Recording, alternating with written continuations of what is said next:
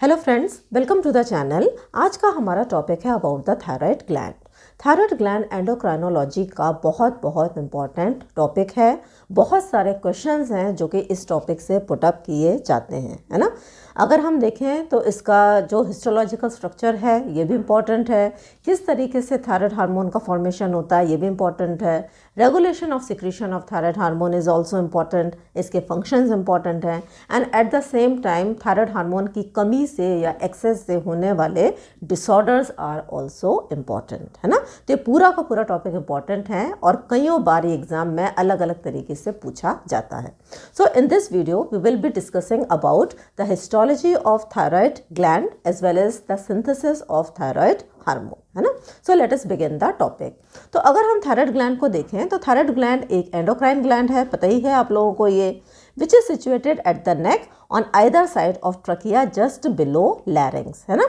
तो आप यहाँ इस डायग्राम में देखें, ये जो थायराइड ग्लैंड है ये नेक में प्रेजेंट होती है on either side of trachea.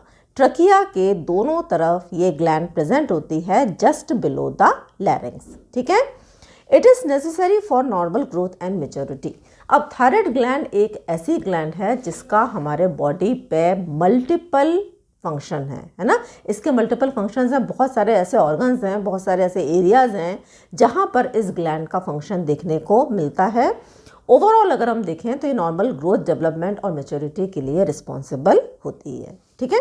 अब अगर आप इसका स्ट्रक्चर देखेंगे तो इट हैज़ 2 लोब्स। यहाँ पर आप देखें डायग्राम में, this one is the right lobe और यहाँ पे है this is the left lobe, और दोनों lobe they are connected in the middle by the isthmus, ठीक है। वजन अगर हम देखेंगे इसका तो लगभग 20 से लेके 40 ग्राम्स होती है एडल्ट्स में। फीमेल्स में ये जो ग्लैंड है it is larger in comparison to males. Normal value अगर हम देखेंगे तो थायराइड ग्लैंड से बेसिकली 2 हार्मोन्स रिलीज होते हैं, T3 एंड T4। T3 का लेवल है 60 से लेके 200 नैनोग्राम्स पर डेसीलीटर। T4 का लेवल होता है 4.5 to 12 माइक्रोग्राम पर डेसीलीटर एंड TSH का लेवल भी थायराइड प्रोफाइल के अंदर देखा जाता है, तो ये होता है 3 से 5.5 माइक्रो IU पर ml। अब अगर हम हिस्टोलॉजी देखें थायराइड ग्लैंड की तो it consist of numerous follicles. Thyroid gland के अंदर बहुत सारे फॉलिकल्स प्रेजेंट होते हैं जो कि डिफरेंट साइज में होते हैं, ठीक है। अब these are lined by cuboidal और कॉलुमिनार एपिथेलियल सेल्स। जो सेल्स इन फॉलिकल्स को लाइन करते हैं वो क्यूबॉइडल या फिर कॉलुमिनार एपिथेलियल सेल्स होते हैं। सेंटर में अगर हम देखेंगे फॉलिकल के तो इनका जो ल्यूमन होता है it is filled with colloid, है ना। इसके अंदर एक प्रोटीनेशियस मटेरियल प्रेजेंट होता है जिसको हम बोलते हैं कोलॉइड, और इस कोलॉइड को हम बोलते हैं थायरोग्लोबुलिन, ठीक है। अब कौन सा सेल इस फॉलिकल को लाइन करता है ये डिपेंड करता है ग्लैंड की एक्टिविटी के ऊपर। अगर ग्लैंड की एक्टिविटी कम है तो जो सेल्स इसको लाइन करते हैं दे आर क्यूबॉइडल, और जो कोलॉइड इसके अंदर प्रेजेंट होगा उसकी क्वांटिटी विल बी मोर। लेकिन अगर ग्लैंड की एक्टिविटी ज़्यादा है तो जो सेल इसको लाइन करते हैं they are columnar and the quantity of the colloid will be less, ठीक है। तो कौन से सेल्स लाइन करेंगे ये डिपेंड करता है इनकी एक्टिविटी ऑफ द ग्लैंड के ऊपर, ठीक है। अब in between follicular cells are small cells known as parafollicular cells और सी सेल्स। अब आप देखें इस डायग्राम में बीच बीच में फॉलिकल्स के दूसरे छोटे छोटे से सेल्स प्रेजेंट होते हैं जिनको हम पैराफॉलिकुलर सेल्स या फिर सी सेल्स बोलते हैं, है ना। अब इनका काम क्या है? दोनों ही तरीके के सेल, कहने का मतलब है कि यहाँ पे 2 तरीके के सेल मिलते हैं, एक तो फॉलिकुलर सेल हो गए और दूसरे हो गए पैराफॉलिकुलर सेल। अब next we come to the secretion. कौन कौन से हार्मोन्स हैं जो कि थायराइड ग्लैंड के द्वारा सिक्रीट होते हैं, है ना। तो ये जो फॉलिकुलर सेल्स हैं यानी कि ये वाले, these cells they secrete triiodothyronine जिसको हम T3 बोलते हैं और tetraiodothyronine which is known as T4। तो फॉलिकुलर सेल से जो हार्मोन सिक्रीट होते हैं that is T3 and T4। Parafollicular cell जिन हार्मोन को सिक्रीट करता है उसको हम बोलते हैं थायरोकैल्सिटोनिन और सिंपली कैल्सिटोनिन, ठीक है। अब अगर हम ब्लड सप्लाई देखें थायराइड ग्लैंड की तो thyroid gland is supplied by the superior thyroid artery as well as the inferior thyroid artery. Next we come to the synthesis of thyroid hormone. तो thyroid hormone के synthesis के लिए there are two things which are very important. पहला है iodine, जो कि एक mineral है जिसको डाइट के माध्यम से लिया जाता है। दूसरा है tyrosine which is also obtained from the diet. अब ये जो पूरी प्रोसेस है थायराइड हार्मोन के सिक्रीशन की, it take place in the follicular cells and lumen of follicle, है ना। तो अभी हमने जो पढ़ा था, ये जो सेल्स हैं, ये जो फॉलिकुलर सेल्स हैं, यहाँ पे प्रोसेस होती है, और ये जो ल्यूमन है इसमें होती है, एंड थोड़े बहुत स्टेप्स प्लाज्मा में भी होते हैं, ठीक है। देन अब हम आते हैं कौन सा हार्मोन है जो कि इस पूरी प्रोसेस को स्टिमुलेट करता है। तो ये आपको नहीं भूलना है, this whole process is stimulated by the thyroid stimulating hormone which is secreted from the anterior pituitary, ठीक है। तो एंटीरियर पिट्यूटरी से जो TSH निकलता है वो उस पूरी जितने भी स्टेप्स हैं, लगभग मेजॉरिटी ऑफ स्टेप्स में वो एक इम्पॉर्टेंट रोल प्ले करता है। तो अब अगर हम स्टेप्स देखें थायराइड हार्मोन के सिंथेसिस में, तो यहाँ पे टोटल 8 स्टेप्स हैं जिसमें कि थायराइड हार्मोन का सिंथेसिस होता है ना। तो जो पहला स्टेप है that is synthesis of thyroglobulin by endoplasmic reticulum and Golgi apparatus in the follicular cell and later it is secreted in the lumen. तो इसको हम थोड़ा सा डायग्राम से समझते हैं। यहाँ पर आप एक डायग्राम देखें, दिस इज द प्लाज्मा, ये फॉलिकुलर सेल है और ये कोलॉइड है, ठीक है। ल्यूमन के अंदर कोलॉइड भरा होता है। अब जो पहला स्टेप है that is the synthesis of thyroglobulin. तो थायरोग्लोबुलिन का सिंथेसिस कहाँ पे होगा?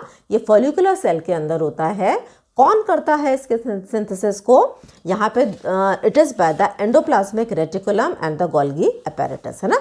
तो यहाँ पे सिंथेसिस हुआ फॉलिकुलर सेल के अंदर। सिंथेसाइज होने के बाद this thyroglobulin is released into the colloid, ठीक है। और ये जो थायरोग्लोबुलिन है इसके अंदर प्रेजेंट होता है टायरोसिन। तो पहला स्टेप हो गया थायरोग्लोबुलिन सिंथेसिस। अब अगर हम सेकंड स्टेप देखें तो second step is iodine trapping. Iodine trapping का मतलब है आयोडाइड का फॉलिकुलर सेल के अंदर आना, which is a active transport due to iodine pump. इसको हम सोडियम आयोडाइड सिम्पोर्ट भी बोलते हैं, है ना। अब यहाँ पे डायग्राम में देखें, जो भी हम फूड लेते हैं, आयोडीन जो हम लेते हैं, इंजेस्ट करते हैं, एब्जॉर्ब होने के बाद में it comes into the plasma. अब प्लाज्मा से ये जो आयोडाइड है it comes into the follicular cell by active transport, ठीक है। इसको हम बोलते हैं आयोडीन पंप।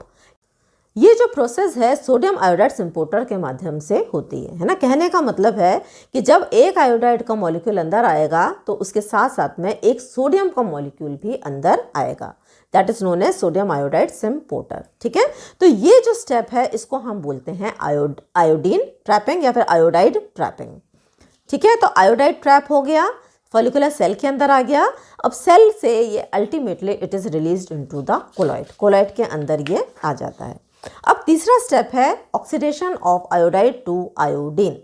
अब ये जो आयोडाइड है it is converted into iodine in the presence of enzyme thyroid peroxidase. तो थायराइड परऑक्सीडेज आयोडाइड फॉर्म को आयोडीन में कन्वर्ट करता है। ये क्यों ज़रूरी है स्टेप? क्योंकि जो टायरोसिन है ये इस आयोडाइड के साथ बाइंड नहीं कर सकता, है ना, but it can bind with the iodine. तो टायरोसिन को बाइंड करने के लिए आयोडाइड का आयोडीन फॉर्म में कन्वर्ट होना ज़रूरी है, ठीक है। तो यहाँ पे देखें, this iodine is capable of combining with tyrosine and it occur in the follicular cavity, है ना। तो जो तीसरा स्टेप है, ये जो आयोडाइड है ये कहाँ पे हो रहा है? तीसरा स्टेप हो रहा है इन द कोलॉइड।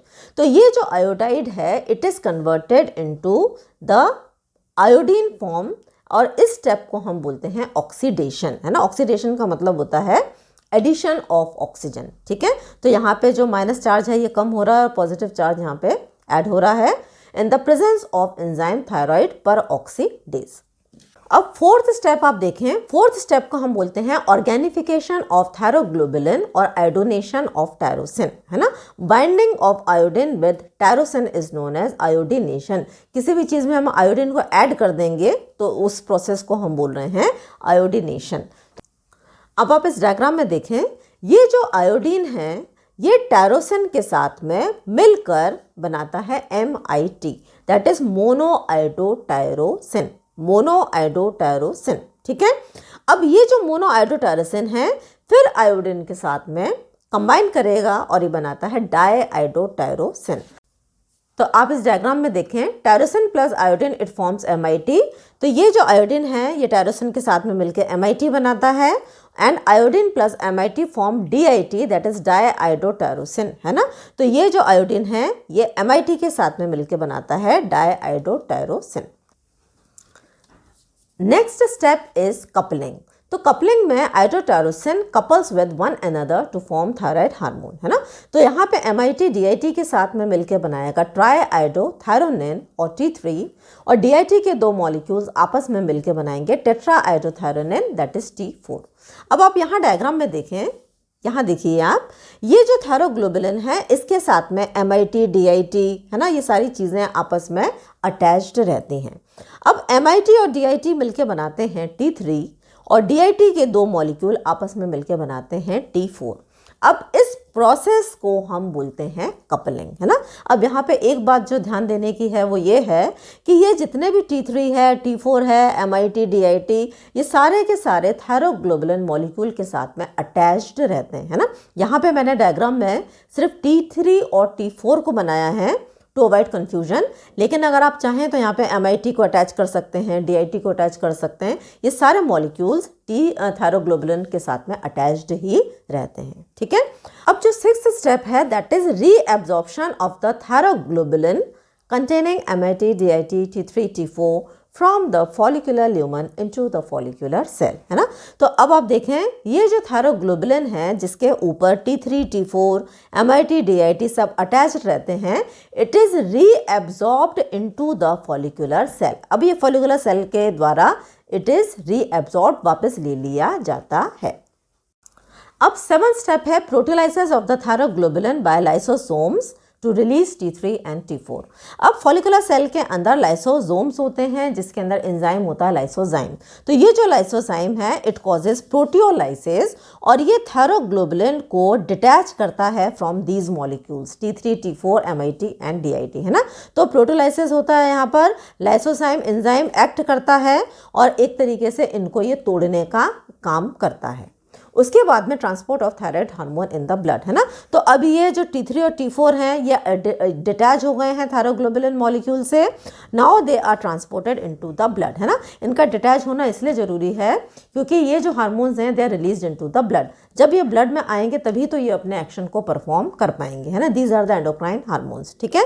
तो अब ये T3, T4 ब्लड में चले जाते हैं, ब्लड के माध्यम से इनका जो टारगेट सेल है वहाँ पर ये पहुँचेंगे और अपने एक्शन को परफॉर्म करेंगे, ठीक है। और ये जो है बाकी सब्सटेंसेस हैं they are released into the follicular cell. तो अगर हम पूरे स्टेप्स को ब्रीफ करें तो पहला स्टेप था सिंथेसिस ऑफ थायरोग्लोबुलिन, सेकंड था आयोडीन ट्रैपिंग, तीसरा था oxidation of iodide to iodine, fourth step था ऑर्गेनिफिकेशन ऑफ थायरोग्लोबुलिन या फिर हम इसको आयोडीनेशन ऑफ टायरोसिन भी बोल सकते हैं, पांचवा स्टेप था कपलिंग, छठा स्टेप था reabsorption of the thyroglobulin from the follicular lumen into the follicular cell, सातवां स्टेप था proteolysis of thyroglobulin by lysosomes to release T3 and T4 और जो आठवां स्टेप था that was transport of thyroid hormone in the blood. अगर हम thyroid hormone के synthesis को समराइज करें तो पहला स्टेप है हमारा थायरोग्लोबुलिन सिंथेसिस, जिसमें कि थायरोग्लोबुलिन फॉलिकुलर सेल में बनता है और कोलॉइड के अंदर आता है। सेकेंड इज आयोडीन ट्रैपिंग, जिसमें iodide is trapped into the follicular cell by iodine pump. ये जो आयोडाइड ट्रैप होने के बाद में कोलॉइड में आता है। And the third step is oxidation, जिसमें कि iodide is converted into iodine in the presence of thyroid peroxidase. Fourth step is iodination, जिसमें कि आयोडीन टायरोसिन के साथ मिलकर MIT बनाता है, आयोडीन MIT के साथ मिलकर DIT बनाता है। पांचवा स्टेप है कपलिंग, जिसमें MIT DIT के साथ मिलकर T3 बनाता है, DIT DIT के साथ में मिलकर T4 बनाता है।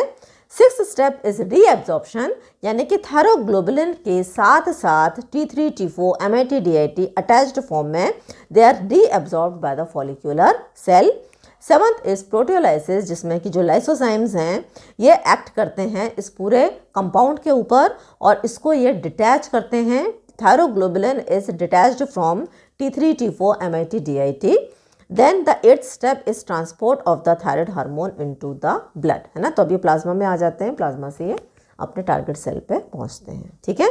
तो ये था हमारा आज का video. I hope you have understood this topic. अगर आपको वीडियो समझ में आया है तो वीडियो को लाइक करें, चैनल को सब्सक्राइब करें, वीडियो को शेयर करें। Thanks for watching.